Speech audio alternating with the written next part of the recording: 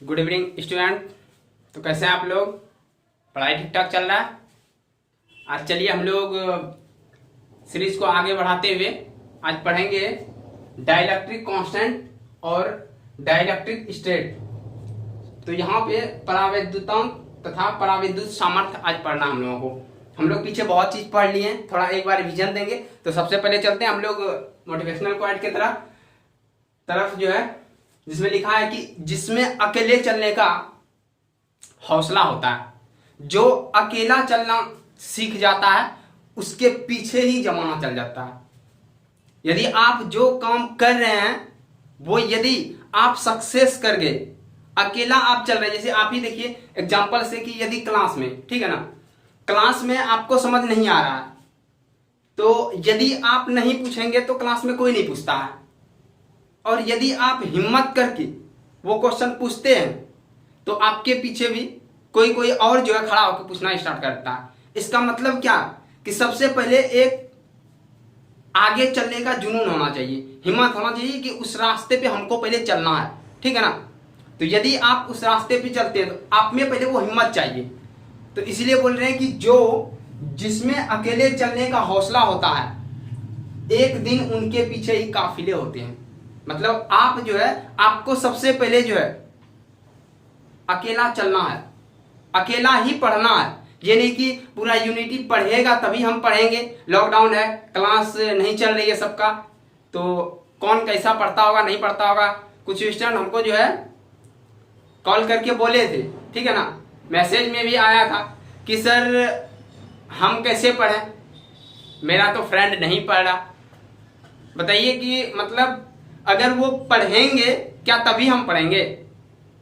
ऐसा हर स्टूडेंट के साथ होता होगा कि हम पढ़ रहे हैं, वो पढ़ता होगा कि नहीं, वो पढ़ता होगा कि नहीं। तो ये सब नहीं सोचना, ठीक है ना, क्योंकि चलना आपको है, एग्जाम आपको देना है, टारगेट आपका है, तो आप ही को ये फेस करना होगा, ठीक है ना।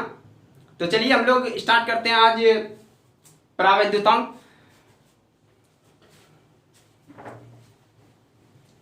तो देखिए परावैद्युतांक क्या होता है। तो सबसे पहले हम लोग बहुत सारा चीज पढ़ चुके हैं, परावैद्युत पढ़ लिए, परावैद्युत का प्रकार पढ़ लिए, पराविद्युत के बीच में, परावैद्युत को यदि किसी समांतर प्लेट के बीच में रखते हैं तो कैसे क्या होता है, उसमें तीव्रता का परिवर्तन होता है, तीव्रता घटता है कि बढ़ता है, ये सारा चीज हम लोग पढ़ चुके हैं। जो अभी नहीं देखे हैं इसको छोड़ के सबसे पहले पीछे वाला वीडियो देखिए, क्योंकि तभी ये समझ में आएगा, नहीं तो बस पता चलेगा सब साफ है, ठीक है। तो चलिए हम लोग देखते हैं परावैद्युतांक। परावैद्युतांक पढ़ने के लिए परावैद्युत तो जानना होगा ना, तो वो आप लोग यदि क्लियर कर लिए तो कोई दिक्कत नहीं है। तो हम लोग देखते थे कि कोई समांतर प्लेट है, ठीक है ना, जैसे संधारित्र के बीच में हम लोग यूज करते हैं, तो आगे हम लोग संधारित्र पढ़ेंगे, बट उसके पहले हम लोगों को देखना है कि जो है यदि किसी दो प्लेट के बीच में, ठीक है, किसी परावैद्युत को रखते हैं। परावैद्युत क्या होता है? एक औचालक होता है, इंसुलेटर होता है परावैद्युत। तो हम लोग इसको जो है परावैद्युत को जब किसी समांतर प्लेट, ठीक है ना, समांतर प्लेट इस तरह का,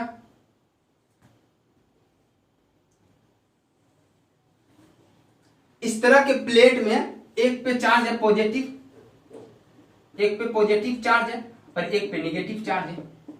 तो संधारित्र जब पढ़ाएंगे उसमें पता चल जाएगा। तो अब इसमें क्या है, इसके कारण क्या होगा, विद्युत क्षेत्र उत्पन्न होगा कि नहीं। इस प्लस से माइनस की ओर विद्युत क्षेत्र उत्पन्न होगा, प्लस माइनस के कारण विद्युत क्षेत्र हो रहा है। तो विद्युत क्षेत्र जो हो रहा है, तो यहाँ पे हम लोग लिए थे विद्युत क्षेत्र, बाह्य विद्युत क्षेत्र हो गया, ई नॉट ले लिए, ठीक है। अब बाह्य विद्युत क्षेत्र हो गया, हम समझ क्या रहे हैं परावैद्युतांक क्या होता है, ठीक है ना।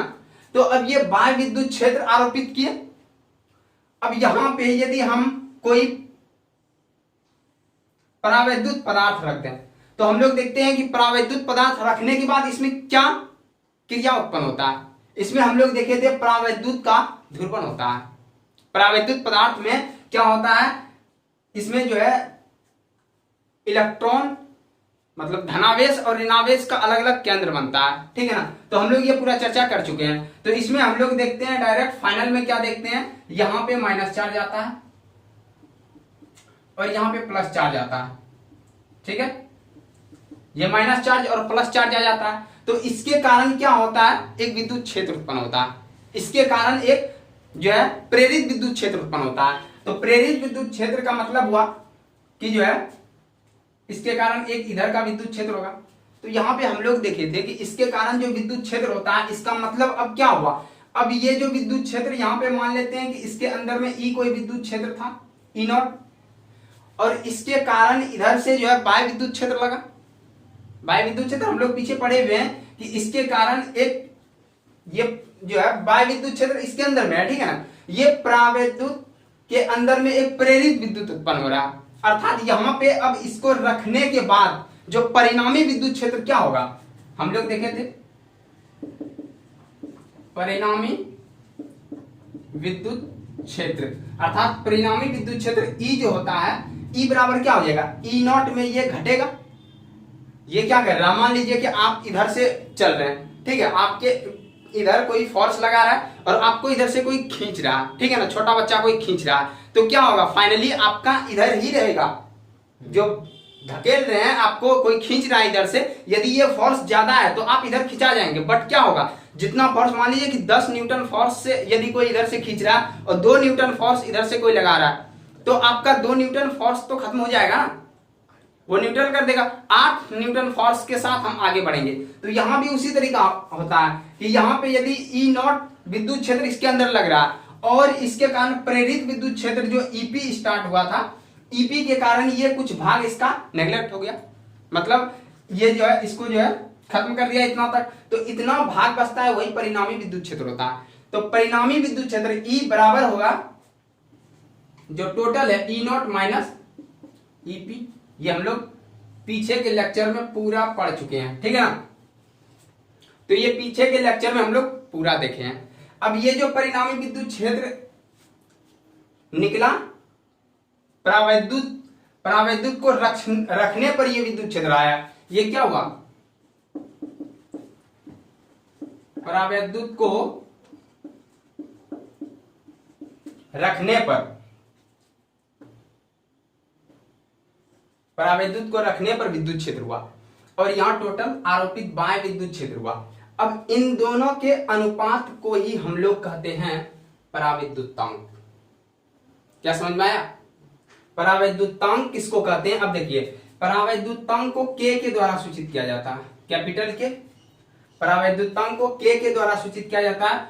और के बराबर, डिफिनेशन देखिए कैसे हम लोगों को बनाना है, ठीक है, बनाने सीखना है। के बराबर जो हो जाएगा ई नॉट बटे ई होगा, के बराबर ई नॉट बटे ई होगा।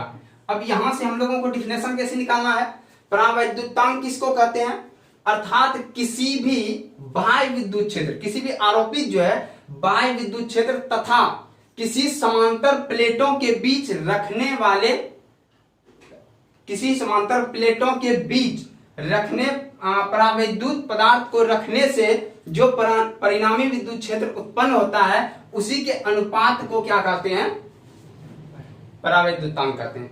अर्थात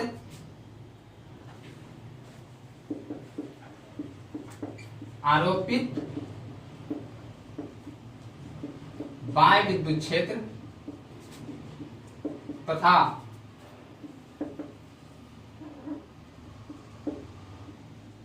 परावैद्युत को रखने पर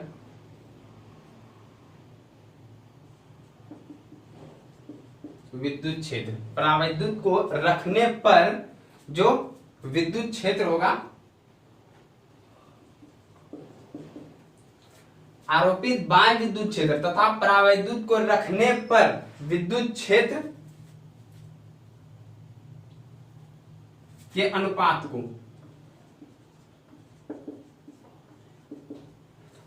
को हम लोग कहते हैं। मतलब ये पहले जितना विद्युत क्षेत्र था टोटल वो हो गया।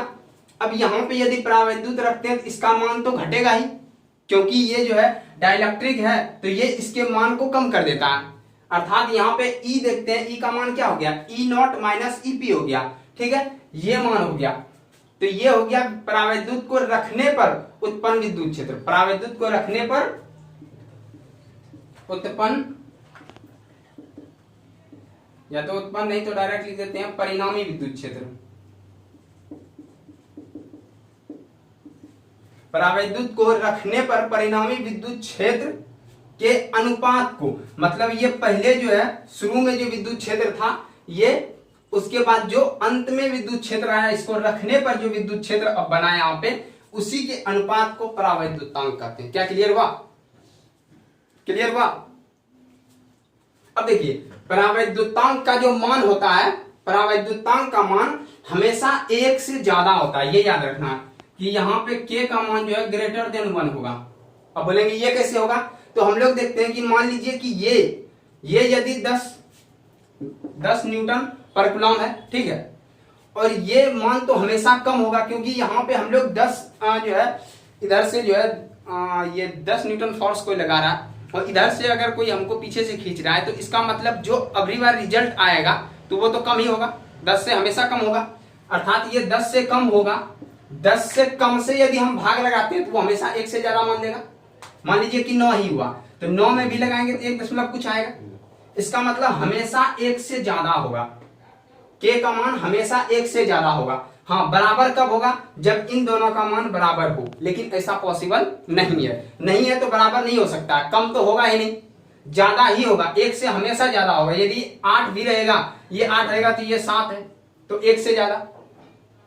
तो इसका मान, परावैद्युतांक का जो मान होता है वो हमेशा 1 से ज्यादा होता है, ठीक है ना? तो याद रखना इतना सा। तो ये हो गया मेरा परावैद्युतांक, डाइलेक्ट्रिक कांस्टेंट।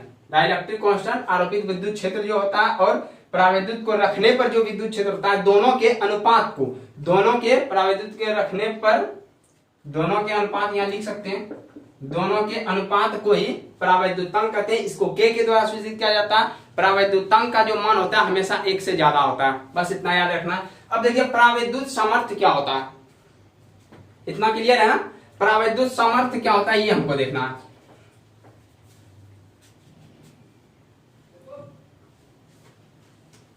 देखिए परावैद्युत सामर्थ्य का मतलब पहले समझना विद्युत विभंजन क्या होता है। विद्युत विभंजन का मतलब होता है इलेक्ट्रिक ब्रेकडाउन।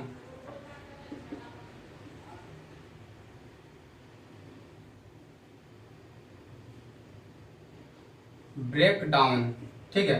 तो यहां से देखना पहले,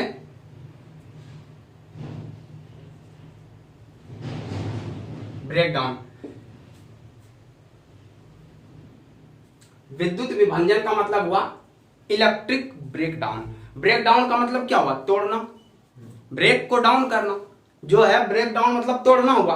तो यहां पर भी उसी का पराविद्युत सामर्थ्य का मतलब हुआ कि परावैद्युत को कितना कैपेसिटी है, ठीक है ना? परावैद्युत का कितना कैपेसिटी है, अर्थात किसी भी परावैद्युत पर, यदि किसी परावैद्युत को विद्युत क्षेत्र में रखा जाता है तो परावैद्युत पर लगने वाला वह अधिकतम विद्युत तीव्रता जहां तक परावैद्युत सह सके का मतलब कि परावैद्युत में कोई जो है विद्युत विभंजन नहीं हो, जो इसमें परावैद्युत का जो अणु होता है उसमें वो टूटे नहीं। मतलब विद्युत विभंजन का मतलब हुआ परावैद्युत सामर्थ्य का मतलब होता है कि परावैद्युत का वह क्षमता जहां तक विद्युत क्षेत्र अधिकतम लगाने पर उसका विद्युत विभंजन नहीं हो, परावैद्युत सामर्थ्य कहलाता है। मतलब देखिए समझिए कि इधर से कोई एक आदमी कोई खींच रहा है, ठीक है, मान लेते हैं कि यहाँ पे खालिद है, ठीक है, खालिद है, और इधर से मान लेते हैं ऋतिक खींच रहा, और इधर से कौन खींच रहा? चलिए कोई सचिन खींच रहा, ठीक है। यदि इधर से ऋतिक खींच रहा, इधर से सचिन खींच रहा, दोनों 10 न्यूटन का बल लगाया, ये इधर से ये इधर से, इसको कोई दिक्कत नहीं है, चलो खींचो। इधर से 20, इधर भी 20, इधर 20, इधर 20 क्या, इधर 25, इधर 25, ये क्या करेगा? इसका क्या होगा? बीच में ऐसे ऐसे मुंह दांत स्टार्ट हो जाएगा, क्योंकि इसका भी तो कुछ पावर है ना, कुछ कैपेसिटी है, कितना खिंचवा सकते हैं। ऐसे मुंह कान टिरने लगा, मतलब इसका मतलब क्या हुआ कि ये जो एक क्षमता के अनुसार ही ले सकता है। तो यहां भी उसी प्रकार से जिस क्षमता तक हम सह सकते हैं, ठीक है ना, जिस क्षमता तक हम बर्दाश्त कर सकते हैं, उसी क्षमता को यहां दिखाया परावैद्युत सामर्थ्य। अर्थात परावैद्युत पदार्थ जिस क्षमता तक विद्युत का विभंजन आरोपित जो है उसमें बाह्य विद्युत क्षेत्र अधिकतम मान, जहां तक इसका विद्युत विभंजन नहीं हो, ठीक है ना, मतलब कि किसी परावैद्युत का विद्युत विभंजन नहीं हो, उसका जो है अधिकतम विद्युत क्षेत्र जितना आरोपित करते हैं वह कहलाता है परावैद्युत सामर्थ्य। क्या क्लियर हुआ? परावैद्युत सामर्थ्य क्लियर हुआ? मतलब कि परावैद्युत पर जो